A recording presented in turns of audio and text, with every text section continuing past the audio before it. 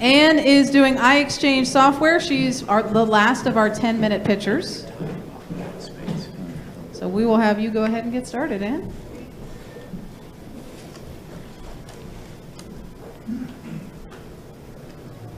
Hello, my name is George, and I am the founder, architect, and developer of Iexchange software. It's a platform for messaging targeted toward tween girls, actually. It's a Ruby on Rails application for host on Heroku. So to begin, I'd like to just tell a little bit about myself. I'm a software engineer by trade. Began my career a couple decades ago, and what we'll see here is especially in a couple of slides, I talk about culture. And looking in retrospect, I actually had that provided to me. In high school, I learned languages thanks to an IBM program. By college, I was one of the first graduates in the University of Pittsburgh. When they had first developed that program, I was in that program. And just to further date myself, I landed in California, in the Silicon Valley, and worked on Windows version 1.7. So here we are. This application is really been a passion of mine since the mid-90s. Basically, when Java first came out, at the same time, IBM was promoting Women in Technology, WITty. And I think it was actually sort of that, bring your kids to work day or bring your daughters to work day. So what Iexchange messaging is it's an online space for tweens to exchange messages, but it has a creative aspect to it where it's not just text or just texting. It's actually, they can build their own images and build their own format and then send that to their friends. Their friends can respond. And they can change it up and change each other's work, so collaborate that way. And I do have a demo after. So a quick slide on the market. There's about 25 million girls ages 16 to 18, and they're considered the largest untapped software market in the United States. But besides that, again, like I said, the culture is really conducive to getting girls I've seen all of you have seen girls like to use technology, but the idea is to get them to think of themselves as builders. So if they can appropriate it as more than just a consumer, then they can, later research is showing they will pursue careers in technology. This book came out in the mid-90s, and it's a research work by MIT and Pixar and a bunch of other companies, and it highlights the main age. So age 12 is really, if girls appropriate technology as builders by that age, the research shows that they'll go on later to pursue degrees in computer science. And then the big issue with culture is, again, do we want them to build or buy? Just be consumers, or do we want them to be builders? This slide is showing that with computer science, girls are still trailing in the number of girls that are pursuing computer science. Compared to sports, which you can see, and probably just anecdotally know, sports has become this pervasive. Girls aren't shying away from that. So again, now the reason I did this application is really that in red, where as it says, only 18% of computer science graduates in the United States are women, down from 37% when I graduated. And again, Carnegie Mellon course, right out in front, they're improving these statistics. 40% of their incoming freshman class is women for computer science, same with Harvey Mudd. And so universities are again taking up the gauntlet and creating a culture, and that really is the most important thing. So what the platform does, just to differentiate, Facebook and Instagram and all that, this is pretty much the mechanism of working. So what Iexchange does is just take the sharing, it excludes all the other mechanisms, adds creativity and collaboration, and then the friend, it doesn't have friending, so you can't ping somebody, but you can create a friend list if you've agreed with your friends or with your classmates. They can be on your friend list, then you can exchange messages.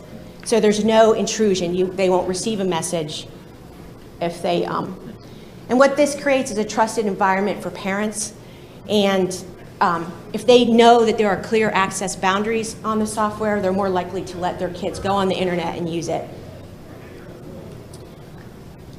And so to sum up again, I just want to emphasize again that the reason I targeted tweens is because research shows that by that age is the age where they really have to get it in their head so that later they'll careers in computer science.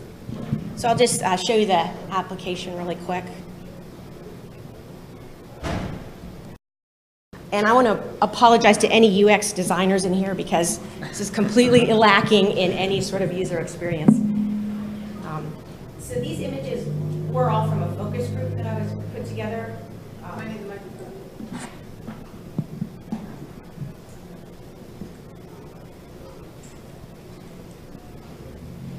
So basically, they have the option to create a message, they have a message bucket, their friends, and then they can also blog. Blogging was actually some of the feedback I got from this group of girls. They love to do that. So to build a message, of course, they can type in some text here, and then they can pick their drawing and you know, just draw in this space here. And this is where the product can be extensible, so you can add more, more sophisticated drawing. This version really was just so I could get the core technology and the platform running so that the data had integrity and messages weren't overlapping and all those issues. And then this is an example of how they could ask questions to each other, like, what was your summer like,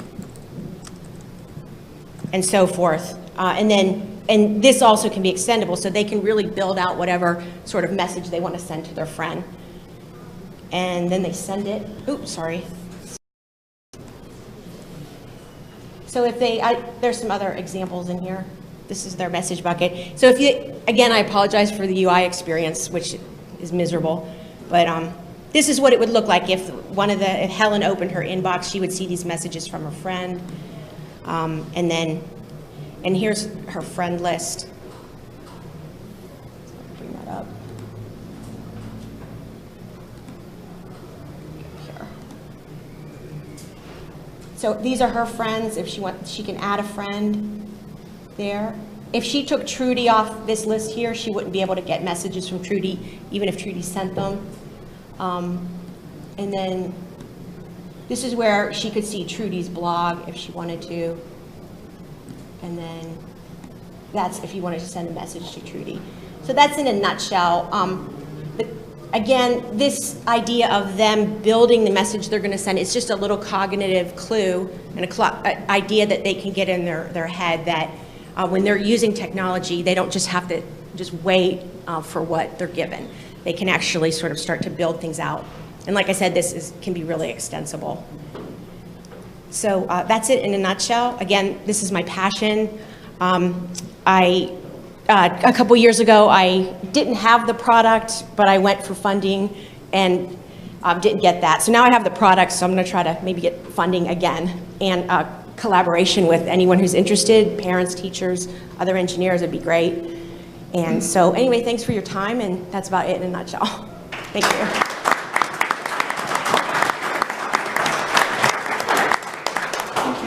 So talking to tweens and winning hearts and minds of tweens is a huge opportunity. Yeah. A lot of big companies are very interested in that because if you can win the hearts and minds of tweens, they tend to stay loyal over a lifetime. That's what I found in these focus groups. That's the good news. It's also the bad news because there are a lot of companies interested in that. There's a lot of players in the same space. So my feedback to you would be to really understand the other players in this tweens market. Mm-hmm. What are they doing and what are you doing that's different? I think that would really help you differentiate yourself in a crowded space. Okay.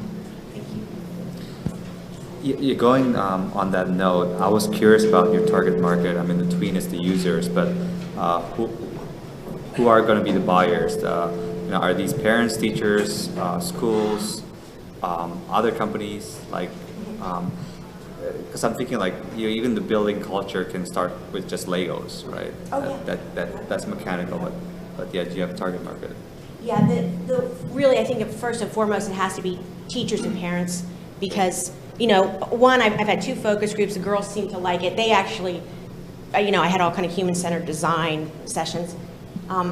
But it's really the parents that have to trust the environment, and then teachers that just have to, or they just have to feel like it's valuable.